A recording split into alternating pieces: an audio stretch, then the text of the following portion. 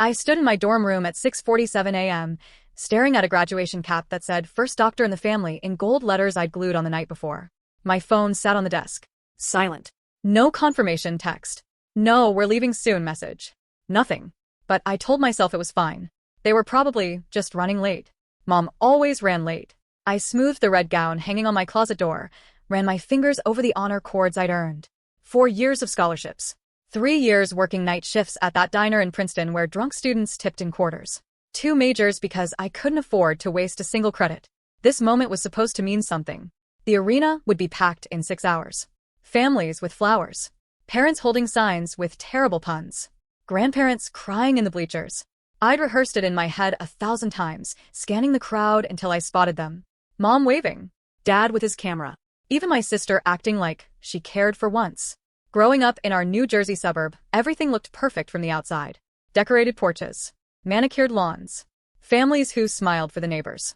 Inside our house, there was a clear hierarchy. At the top, my sister. Debate champion. Class president. Prom queen in a dress that cost more than my entire semester of textbooks. When we drive into New York for her award ceremonies, Mom would brag so loud I'd press my forehead against the car window just to escape the noise. I never complained. I was the other kid. The one who studied quietly, worked late, didn't cause problems. Mom used to say, education is the one thing nobody can steal from you. She said it so often it sounded like something she'd read on a coffee mug. I believed her. That's why I worked myself half to death for this degree. Why I took extra shifts when my roommates went to parties. Why I drank gas station coffee at 2 a.m. while finishing research papers in my car between jobs. Because I thought, genuinely believed, that this day would be different. That for once, I'd be the one they bragged about. My phone buzzed. I grabbed it so fast I nearly dropped it. A notification. But not from Mom. Just a reminder that the ceremony started at 1 p.m. I checked the group chat. The one with Mom, Dad, and my sister. Last message was from 3 days ago. Me. Sending the parking information and seat numbers. Read by everyone. No responses. My stomach tightened, but I pushed it down. They were probably busy packing. Getting ready. Fighting about who forgot to fill the gas tank. Normal family chaos. I picked up my cap, positioned it carefully on my head, adjusted the tassel. Looked at myself in the mirror. First doctor in the family. The gold letters caught the early morning light. I'd stayed up past midnight gluing them on, one letter at a time, making sure they were perfect. Making sure they'd be visible in photos. Photos I thought my family would want to take. My sister had rolled her eyes when I told her about it over the phone last week. A little cocky, don't you think? But I wasn't being cocky. I was being hopeful. Hopeful that this achievement, this thing I'd bled for, would finally make them see me. I set the cap down gently on my desk next to my phone. Then I sat on my bed and waited. 6:52 a.m. The ceremony was still hours away, but families were probably already getting in their cars. Checking directions. Arguing about whether to stop for breakfast first. My phone stayed silent. At 7:15, I texted the group chat. Can't wait to see you guys today. Delivered. Read. No reply. At 8:30, I called Mom. Straight to voicemail. At 10:45, I tried Dad. 5 rings, then nothing. At 12:30 p.m., 30 minutes before I needed to line up with the other graduates, I called Mom one more time. She answered. Music blasted in the background. Loud voices. Laughter. Oh, sweetheart, Mom said, like she was telling me about a traffic delay. My heart stopped. That tone. That casual, dismissive tone. Where are you? I asked. The ceremony starts in 30 minutes. She sighed. Actually sighed. Like I was inconveniencing her. We couldn't make it today. The words didn't register at first. They bounced off my brain like a language I didn't speak. What do you mean you couldn't make it? More laughter in the background. Someone yelling about burgers being ready. Your sister is hosting a barbecue, Mom said. It's important. People from her fiancé's job are here. This is networking.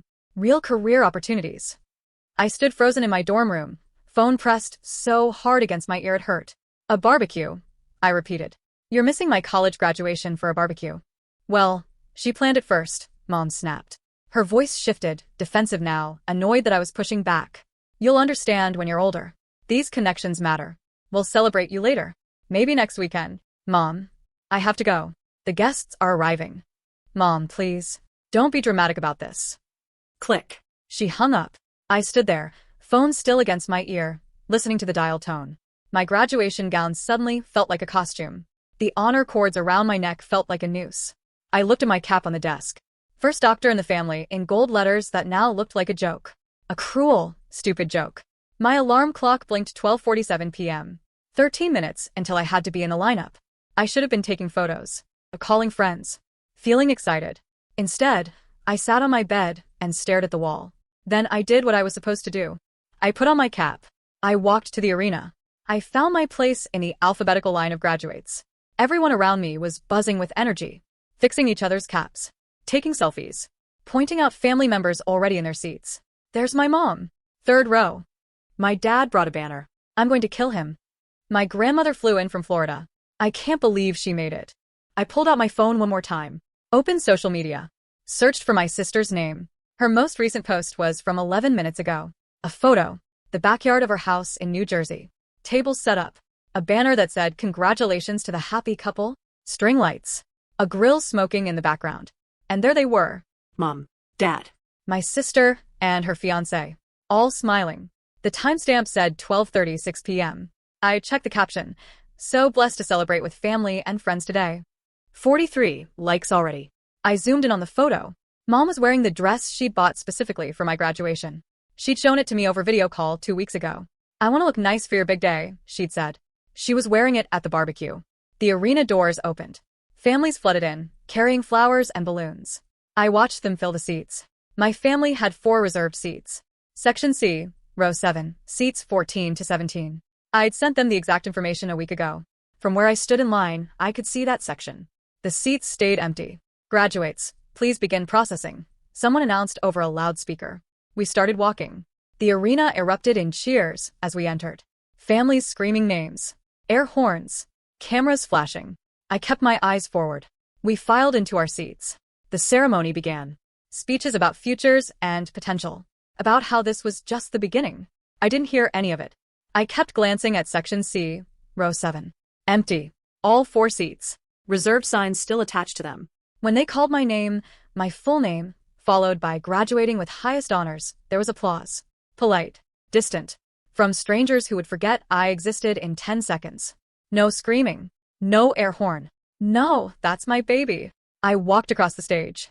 Shook hands with the dean. Accepted my diploma cover. The actual diploma would be mailed later.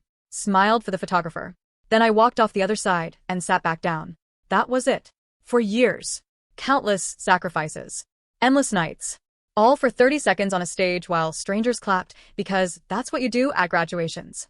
The ceremony ended. Families rushed the floor. Hugging. Crying. Taking 1,000 photos. I stood up, tucked my empty diploma cover under my arm, and walked out. No photos. No cap toss. No celebration.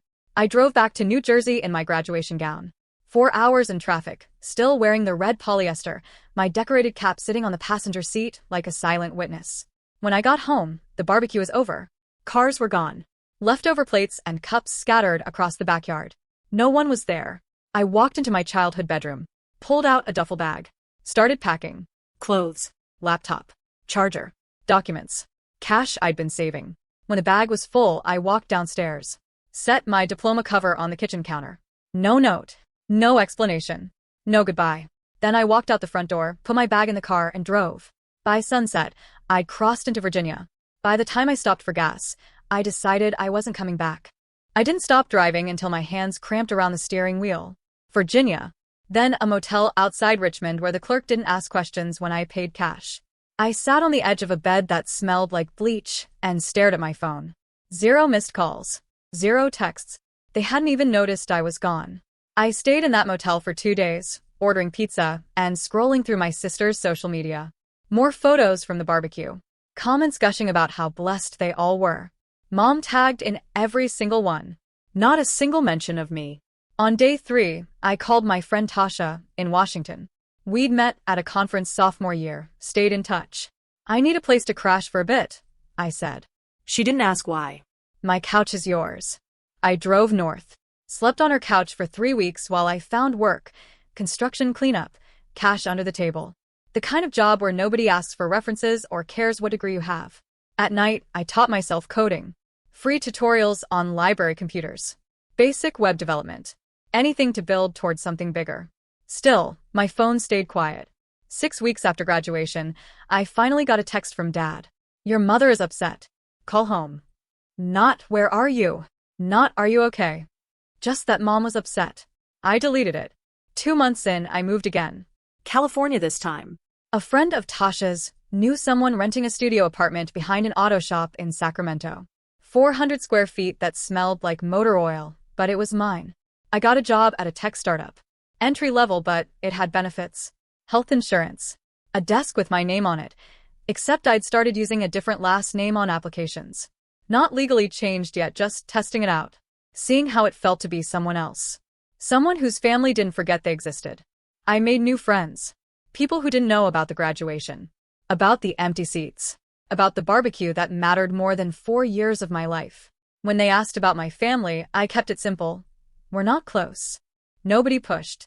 3 months after I left, my sister posted engagement photos. Professional shoot on a beach somewhere. Mom commented with 7 heart emojis. I almost blocked her account. But I didn't. I needed to see it. Needed the reminder of why I left. For months in, I changed my phone number. Kept the old phone in a drawer, powered off. Just in case. Just in case they ever actually tried to find me. They didn't.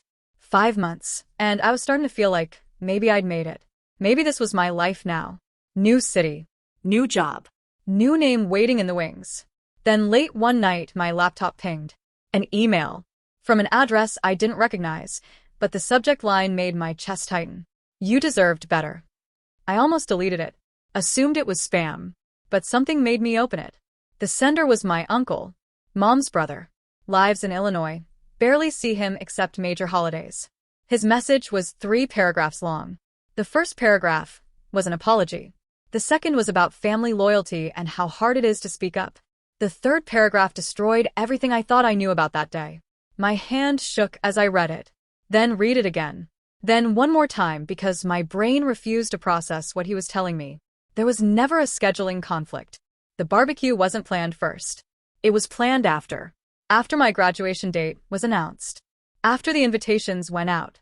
After Mom confirmed she'd be there. My sister knew. She knew the date a full year in advance. I told the whole family the second I got my ceremony assignment. And she scheduled her barbecue for the exact same day. On purpose. But that wasn't even the worst part. Uncle Marcus explained what really happened. My sister gave Mom an ultimatum. If you go to her graduation, don't bother showing up to my engagement party next month. It was a test. A loyalty test. And Mom chose her. I read the email 4 times before I could breathe normally. Uncle Marcus had been there. At the barbecue. He'd watched the whole thing happen. He wrote, I should have said something that day. I should have driven to Maryland myself. But I was a coward. I'm done being a coward. He explained that 2 weeks before graduation, at a family dinner I wasn't at, my sister made her announcement. She wanted to throw an engagement celebration. Something casual. A barbecue. What day were you thinking? Mom had asked. My sister pulled out her phone, pulled up the calendar, and said, very clearly, the 13th. The same day as my graduation. Mom had gone quiet. Dad looked uncomfortable.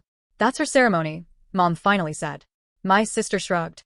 So? It's just a ceremony. She'll get her diploma either way. This is about my future. My career. These are important people. Uncle Marcus said he'd spoken up. Said it seemed wrong to schedule it the same day. My sister turned to Mom. Smiled. The kind of smile that wasn't really a smile. You can go to the graduation if you want. But if you do, I don't want you at my engagement party next month. Or the bridal shower. Or the wedding planning. Choose. Dad had tried to negotiate. What if we do the barbecue the week after? No, my sister said. The 13th works for everyone important. If she matters more than my future, go to Maryland. But don't expect me to forgive it. Mom had looked at Dad. Dad had looked at his plate. And my sister knew she'd won. Uncle Marcus wrote, your mother convinced herself she was doing the right thing. That you'd understand. That you were more independent and didn't need them the same way your sister did. She actually said that. That your sister needed the support more. I sat in my tiny apartment, laptop screen glowing in the dark, and something inside me cracked. It wasn't a scheduling conflict. It wasn't a misunderstanding. It was a choice. A deliberate, calculated choice. And I lost. Uncle Marcus ended his email with, I'm telling you this because you disappeared and nobody seems to care. Your mother keeps saying you're going through a phase and you'll cool off and come home eventually. She doesn't think she did anything wrong. And that's the part one can't stomach anymore. He included his phone number. Said I could call if I wanted to talk. I didn't call. I closed my laptop, sat in the dark, and for the first time since I'd left, I cried. Not sad crying, angry crying. The kind of crying where you can't catch your breath because your body is trying to expel something poisonous. I'd spent months thinking maybe I'd overreacted. Maybe I was being too sensitive. Maybe I should reach out, apologize for leaving without a word. But there was nothing to apologize for. They chose. They picked my sister's barbecue over my graduation because she threatened to withhold love if they didn't. And it worked. I pulled out my old phone, the one with my original number, powered it on for the first time in weeks. 17 text messages loaded. I opened them, hands shaking. 3 from Dad. Call you mother. This is getting ridiculous. You're being childish. 7 from Mom. Where are you? People are asking about you. You need to come home and talk about this. Stop being so sensitive. This is embarrassing. Your sister is very hurt by your behavior. Fine. Stay gone. For my sister. Really? You're really doing this? Mom is upset because of you. Grow up. 3 from extended family members who didn't matter. 0 that said, are you okay? 0 that said, we're sorry. 0 that said, we chose wrong. Just anger that I'd had the audacity to leave. I powered the phone back off, shoved it back in the drawer, and I made a decision. I wasn't going back. Not for holidays. Not for weddings. Not for emergencies. I was done waiting for them to see me. The next morning, I went to the courthouse, filed the paperwork for a legal name change. It cost $200 I didn't really have, but I didn't care. If they wanted someone who'd accept scraps of attention and call it love, they could keep looking. That person didn't exist anymore. 2 weeks later, I got a notification that my name change was approved. I updated my driver's license, my bank account, my work email, erased every official trace of the daughter they forgot. And for the first time since graduation day, I felt something close to peace. Not happiness. Not yet. But peace. The kind that comes from accepting the truth instead of fighting it. They didn't forget to come to my graduation. They chose not to. And now I was choosing back. 2 years passed. I got promoted. Made actual friends. Started dating someone who didn't understand why I never talked about my family, but respected that I didn't. I moved into a better apartment. One with actual windows and a kitchen that didn't share a wall with a mechanic's garage. Built a life that was mine. Some mornings I'd wake up and forget about them entirely. Go whole days without thinking about the empty seats or the barbecue or the dress Mom wore that was supposed to be for me. Other days, the anger would come back. Usually triggered by something small, seeing a graduation announcement, a mother-daughter photo, someone complaining about their family in a way that made it clear they'd never been invisible. But mostly I was fine. Better than fine. I was free. Then one night, my phone lit up with a message request on social media. For my sister. I stared at it for a full minute before opening it. We need to talk. 3 words. No explanation. No, how are you? Or I'm sorry, or anything resembling an acknowledgement that 2 years had passed since I'd vanished. Just, we need to talk. I should have deleted it. Should have blocked her right there. But curiosity, or maybe something darker, something that wanted to know if they'd finally realized what they'd done, made me respond. Why? The 3 dots appeared immediately. She'd been waiting. Can I call you? I sent her my new number. The one they'd never had. She called 30 seconds later. Her voice sounded different. Shaky. Smaller. Thank you for answering, she said. I didn't respond. Just waited. I don't know where to start. Try the beginning, I said. My voice came out colder than I expected. I didn't try to warm it up. She took a breath. Things have changed. A lot has changed. Okay. The engagement fell apart. He left. 6 months ago. The house we bought in New Hampshire, we're selling it. I'm moving back home. I stayed quiet. And Mom is sick. Really sick. The medical bills they're bad. Dad's insurance doesn't cover everything. We're trying to figure it out, but it's a lot. Still, I said nothing. And I thought you should know. In case you wanted to. I don't know. Come home. See her. Before. She trailed off. Before what? I asked. Before it's too late. I almost laughed. Almost. Is that why you're calling? To guilt me into coming back? No. Her voice cracked. No, that's not. I just thought you'd want to know. Why would I want to know? You made it very clear I wasn't part of the family anymore. Silence. Then, quieter. That's not fair. Isn't it? More silence. We always thought you'd come back, she finally said. Mom said you were just being, that you'd cool off eventually. That you were overreacting. There it was. Overreacting. The same word Mom had used on the phone that day. I didn't overreact, I said. I reacted exactly right. Look, I know you're angry. I'm not angry, I interrupted. I'm done. There's a difference. Please. Her voice broke. Actually broke. I know I messed up. I know things happened that shouldn't have. But we're family. That has to mean something. It means something, I said. It means I know exactly who you all are. She started crying. Real crying, not the manipulative kind she used to pull when she wanted something. There's something else, she said through tears. Something I need to tell you. About that day. About the barbecue. My stomach tightened. What about it? She took a shuddering breath. It wasn't really an engagement celebration. Not just that, anyway. What do you mean? Another long pause. The people there, the donations we collected, we told everyone we were raising money. For what? Her voice dropped to barely a whisper. For you. My brain stopped. What? We told people you dropped out. That you were struggling. That you needed financial help to get back on your feet. We raised almost $8,000 that day. The room tilted. You what? I'm sorry. I'm so sorry. I didn't know how to tell you. I didn't know. I hung up, sat there, phone in my hand, trying to process what she'd just said. They hadn't just skipped my graduation. They'd used my name. Used my story, a story they invented, to raise money. While I was walking across the stage, they couldn't be bothered to sit in. My phone rang again. I answered. Explain, I said. Right now. My sister's breath rattled through the phone. We didn't plan it that way, she started. It just happened. Money doesn't just happen, I said. You asked for it. What did you tell them? Silence stretched, so long I thought she'd hung up. That you'd had a breakdown, she finally whispered. That you'd dropped out of school. That you were living somewhere unsafe and wouldn't accept help. That you were too proud. Too stubborn. My vision blurred at the edges. You told people I dropped out. On the same day I graduated with honors. I know how it sounds. Do you? My voice rose. Do you actually know how it sounds? Because it sounds like you used my name to scam people while I was 4 hours away getting a degree you pretended I didn't earn. It wasn't a scam. Her voice turned defensive. Sharp. We were genuinely worried about you. You'd been distant for years. We thought maybe you were struggling and just too proud to say. I was distant because you never made space for me. The words exploded out. Every conversation was about you. Every dinner. Every holiday. I stopped talking because nobody listened. She went quiet again. Who knew? I asked. About the fundraiser. About the lies. Mom came up with it, she said softly. When people started asking where you were, why you weren't at the barbecue. Mom panicked.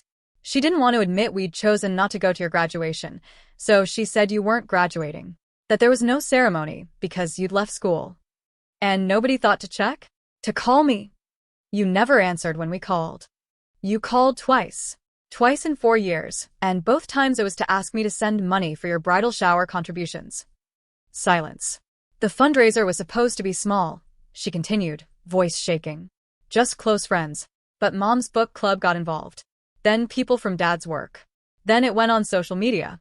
Someone set up a donation page. $8,000, I repeated. Where did it go? The pause told me everything. We split it, she said. Most went to the wedding fund. Some went to Mom and Dad for bills. We kept meaning to save it for you. For when you came back. But months passed and you never called, and the wedding expenses kept piling up. So, you spent money you raised by lying about me having a mental breakdown. We didn't know where you were. We thought maybe you actually did need it. That you'd show up eventually, and we'd help you then. You thought I needed help, so you threw a party and kept the money. That's exactly what you did. I could hear her crying again. The ugly kind. The kind where snot runs and breathing becomes hiccuping gasps. I'm sorry, she sobbed. I'm so sorry. I know it was wrong. I know we should have just told the truth. But Mom was so embarrassed. People kept asking why her daughter wasn't there, and she couldn't admit. Couldn't admit she chose you over me. Yes, she whispered. She couldn't admit that. Something sharp lodged in my chest. Not surprise. Not shock. Just confirmation. They'd known it was wrong. They'd known exactly what they'd done. And they'd covered it with lies rather than face it. Who still thinks I dropped out? I asked. I don't know. A lot of people, I guess. We never corrected it. Some people probably forgot. But it's out there. On old social media posts. In conversations. So somewhere in New Jersey, people I grew up with think I'm a college dropout who had a breakdown. We can fix it, she said quickly. We can tell people the truth now. Post about your graduation. Explain it was a misunderstanding. A misunderstanding. A mistake. A terrible mistake. Please. I know you hate me right now, but we're still family. We can fix this. You can't fix this, I said quietly. You can't give me back that day. You can't undo 2 years of people thinking I failed. You can't return money you stole using my name. We didn't steal. Yes. You did. She went quiet. Is that why you called? I asked. Why you really called? Because you need something? No. I called because I thought you deserved to know. About Mom being sick. About you losing your house. About money being tight. I heard it then. The real reason. You need money, I said. No. You need money, and you're hoping I'll help. That's why you're confessing. Not because you feel guilty. Because you're broke. That's not why. Does Mom know you're calling me? Pause. No. Does she know you told me about the fundraiser? Longer pause. No. She'd kill me if she knew. Good, I said. Let her wonder. Wait. Thank you, I said, for telling me the truth. Finally. Does this mean? It means I know exactly who you are. All of you. Please don't hang up. I ended the call. Sat in my apartment, phone in my lap, staring at nothing. They'd raised $8,000 by telling people I was broken. Spent it on a wedding that didn't happen. Never thought to find me. To check if their lie had somehow become true. Just took the money and moved on. My phone buzzed. A text from my sister. I really am sorry. For everything. I hope someday you can forgive us. I blocked her number. Then I sat there for another hour, thinking. About the graduation program still in storage somewhere. About my degree, earned and real. About people back home, who thought I'd failed. But mostly I thought about that diploma. The one that came in the mail 6 weeks after graduation. The one I'd never actually opened because it hurt too much to look at. I'd shoved it in a box. Sealed it. Put it in the back of my closet and tried to forget about it. Now I needed to find it. Because my sister had said something that wasn't quite right. Something about Mom being contacted about an opportunity. And I needed to see what else I'd missed. I tore through my closet at midnight. Boxes of old textbooks. Winter clothes I never wore in California. Tax documents. Random cables for electronics I didn't own anymore. Finally, at the bottom, under a stack of folders, the manila envelope from the university. Still sealed. I'd never had the courage to open it. Looking at that diploma felt like staring at evidence of my own stupidity. Proof that I'd worked myself to exhaustion for people who couldn't be bothered to show up. But now I needed to see it. I ripped the seal. The diploma slid out first. Heavy paper. Embossed seal. My old name in elaborate script. I set it aside. Then I noticed something else in the envelope. A smaller envelope. University letterhead. Also sealed. My hands shook as I opened it. Inside, a single sheet of paper. Handwritten note at the top. Dear graduate, congratulations on your exceptional academic achievement. Your department has nominated you for the Riverside Fellowship, a fully funded 2-year research position with a $45,000 annual stipend. We've sent the formal application materials to your family address on file as you were traveling during graduation week. Please submit your acceptance and materials by July 15th. We look forward to your contribution to our program. Best regards, Dr. Patricia Whitmore, Dean of Graduate Studies. I read it 3 times. A fellowship. $45,000 a year. For 2 years. $90,000 total. Sent to my family's house. The letter was dated May 18th, 5 days after graduation. The deadline was July 15th. I grabbed my laptop. Searched for the Riverside Fellowship. Found the program description. Competitive. Only 3 recipients per year across the entire university. Research funding. Publication opportunities. Direct pipeline to PhD programs or industry positions. The kind of opportunity that changes lives. I searched my old name plus Riverside Fellowship. No results. I wasn't listed as a recipient, which meant I'd never responded, which meant my family received the application materials and never told me. I pulled up my email. Searched for anything from the university around that time. Nothing. They'd sent everything to the house. The physical address. Where Mom collected the mail. Where Mom would have seen a thick envelope from the university with time-sensitive materials stamped on it. My stomach turned. I grabbed my phone. Texted my sister from a texting app. She'd blocked my main number, but she didn't know this one. Did mail come for me after graduation? From the university. The response came 5 minutes later. Who is this? Answer the question. 3 dots appeared. Disappeared. Appeared again. Yes. Some big envelope. Mom put it in your room. When? I don't know. June maybe. Did she open it? Long pause. I don't know. Maybe. She was worried about you. I felt cold. What did she do with it? It should still be there. In your closet. Why? I didn't respond. Called Uncle Marcus instead. He answered on the second ring. It's me, I said. I need you to do something. Anything. Go to my parents' house. My old room. There should be an envelope in the closet. Large. From the university. Probably buried under stuff. Can you find it? Now. Now. I'll call you back. 20 minutes later, my phone rang. Found it, Uncle Marcus said. Opened. The return address is torn off like someone tried to throw it away, but didn't commit. What's inside? Application forms. Fellowship information. Looks like some kind of research program. There's a deadline, July 15th, 2 years ago. Does it say anything about money? Papers rustling. $45,000 per year for 2 years. Plus benefits. $90,000. The same amount my sister needed now. The same amount they couldn't come up with for Mom's medical bills. They knew, I said quietly. Knew what? They got this letter. They knew about the opportunity. And they never told me. Why wouldn't they? Then, he went quiet. We both understood at the same time. If I'd gotten that fellowship, I would have stayed in Maryland. Would have been financially stable. Would have been even further from home. Even harder to control. And my sister's wedding was coming up. They needed me broke. Needed me to need them. So when I ran, I'd have nowhere to go but back. I'm keeping this, Uncle Marcus said. As evidence. Evidence for what? For whatever comes next. I didn't sleep that night. Instead, I built a case. Opened a new folder on my laptop labeled Documentation. Started collecting everything. First, screenshots of my sister's confession texts before I'd blocked her. Saved them to 3 different places. Cloud storage. External drive. Email to myself. Her admission about the fundraiser. The $8,000. The lies about me dropping out. Second, the fellowship letter. I had Uncle Marcus photograph every page and send them to me. The nomination. The deadline. The note about materials being sent to my family's address. Proof of opportunity stolen. Third, social media evidence. I scrolled back 2 years to that day. My sister's barbecue post. Timestamp, 12:30, 6 p.m.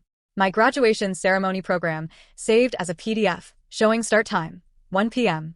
Overlapping proof they'd chosen the party. Fourth, I requested my official graduation records from the university. Honors designation. Dean's list all 4 years. Proof I hadn't dropped out. Fifth, Uncle Marcus sent his written statement about the ultimatum. How my sister had threatened Mom. How the barbecue was deliberately scheduled to conflict. Signed. Dated. Notarized. Sixth, I compiled every text message from that old phone. The ones from my family after I'd left. Stop being childish. You're embarrassing us. Your sister is hurt by your behavior. Not once. Are you safe? Not once. We're sorry. Seventh, I found cash versions of the fundraiser page. Screenshots of the donation appeals. Help our daughter get back on her feet after a difficult time. She's too proud to ask, but she needs support. Next to photos they'd posted without permission. Old pictures from high school. Making me look younger. More vulnerable. More like someone who needed saving. Eighth, bank records showing I'd been employed continuously since leaving. Paid my own rent. Built my own life. Proof I hadn't needed their fraudulent fundraiser money. I organized everything into a single document. Chronological. Clear. Undeniable. Like a prosecutor building a case. Then I did something I'd been avoiding for 2 years. I looked up a lawyer. Not to sue, I didn't want their money, didn't want to drag this into court. I just wanted to know what they did, was it actually illegal? The consultation was free. 20 minutes on a video call with a woman who specialized in family law. I explained the situation. The fundraiser.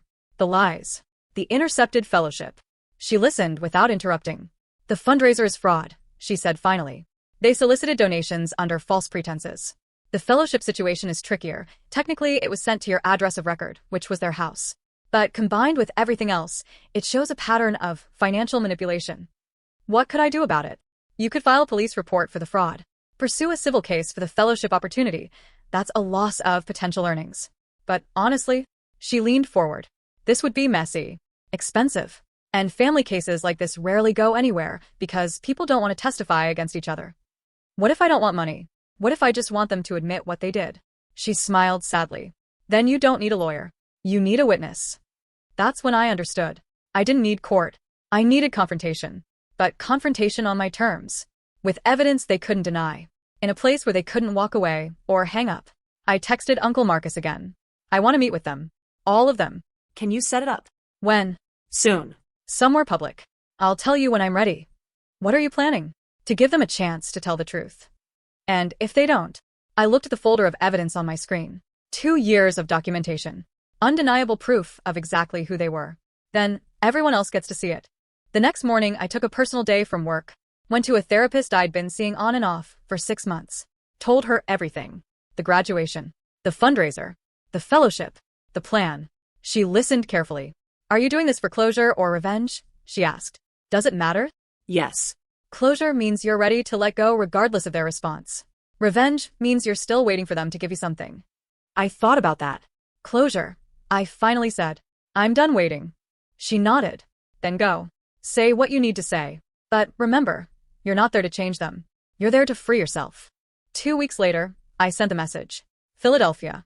Friday. 2 p.m. The cafe on Market Street. All of you. This is the only time I'm offering. Mom responded first. Why now? I didn't answer. I didn't owe them explanations anymore. Just the truth. And I was bringing all of it. The cafe on Market Street had floor-to-ceiling windows and terrible coffee. I arrived 30 minutes early. Chose a table in the back corner where I could see the entrance.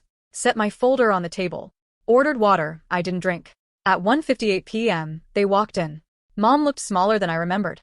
Thinner. Her hair had more gray. She wore a cardigan that used to fit better. Dad looked the same. Uncomfortable. Like he'd rather be anywhere else. My sister wore sunglasses inside. Kept them on even as they approached the table. I didn't stand. Didn't smile.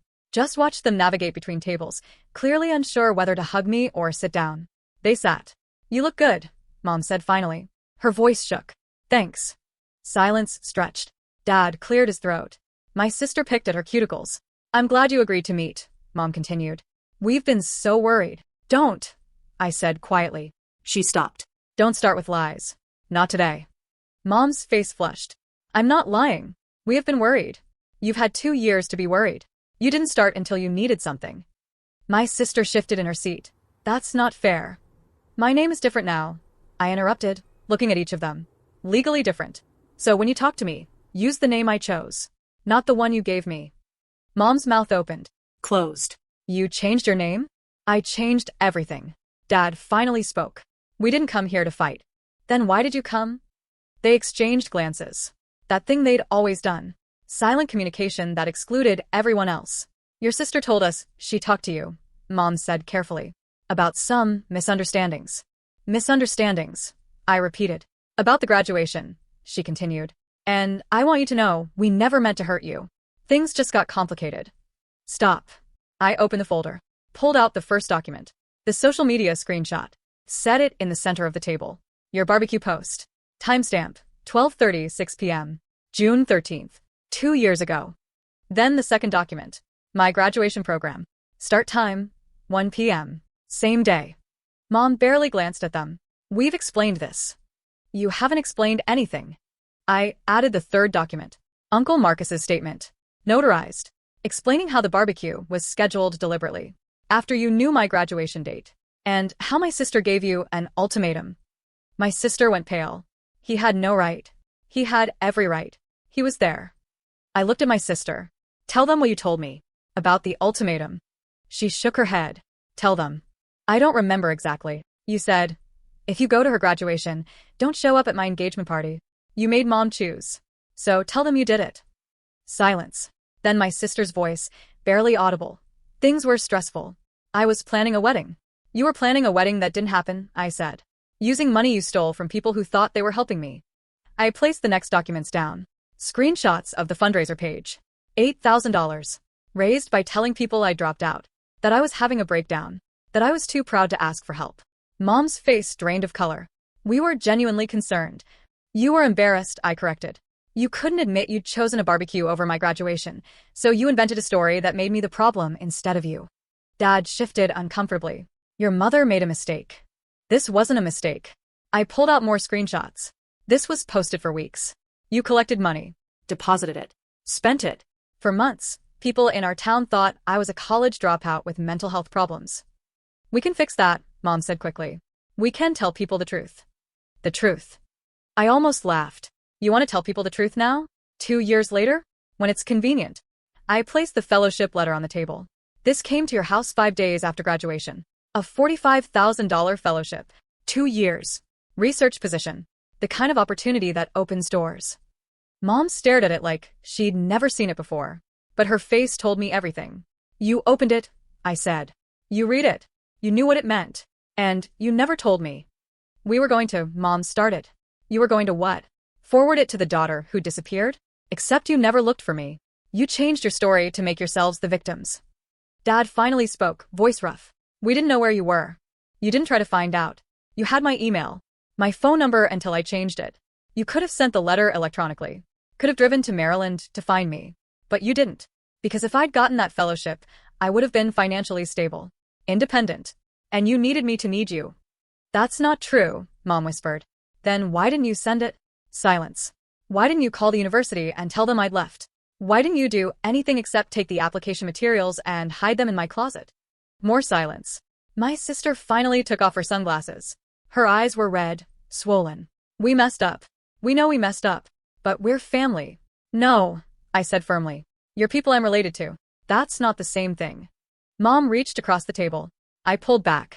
Please, she said, crying now. I know I made the wrong choice. But I was trying to keep everyone happy. Your sister was so stressed about the wedding, and you always seemed so independent. I wasn't independent. I was invisible. There's a difference. I'm sick, Mom said suddenly, desperately. Really sick. The bills are drowning us. We need help. We need family. There it was. The real reason for this meeting. How much? I asked. What? How much do you need? Mom glanced at Dad. 30,000. Maybe more. The treatments. So, about the same as the fellowship you kept from me. The opportunity you stole that could have been worth 90,000 total. Her face crumpled. I'm not giving you money, I said clearly. I'm not coming home. I'm not pretending the last 2 years didn't happen. I'm not going to be your backup plan now that your first choice fell through. We're your parents, Dad said, voice breaking. That has to mean something. It does mean something, I said. It means I know exactly what you're capable of. It means I learned who you are when things get hard. You choose each other's feelings over each other's futures. You lie to save face. You take what you need and call it love. I stood up, left the documents on the table. You can keep those. Evidence of who you are. What you did.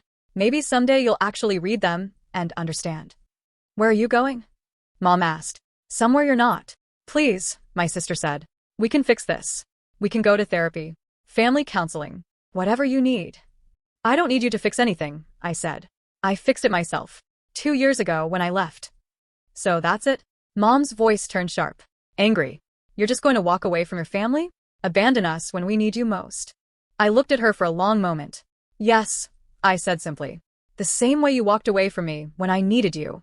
I picked up my bag. Don't contact me again. Any of you. I've built a life you're not part of. Keep building yours. Dad stood halfway, like he might follow. We're still your family.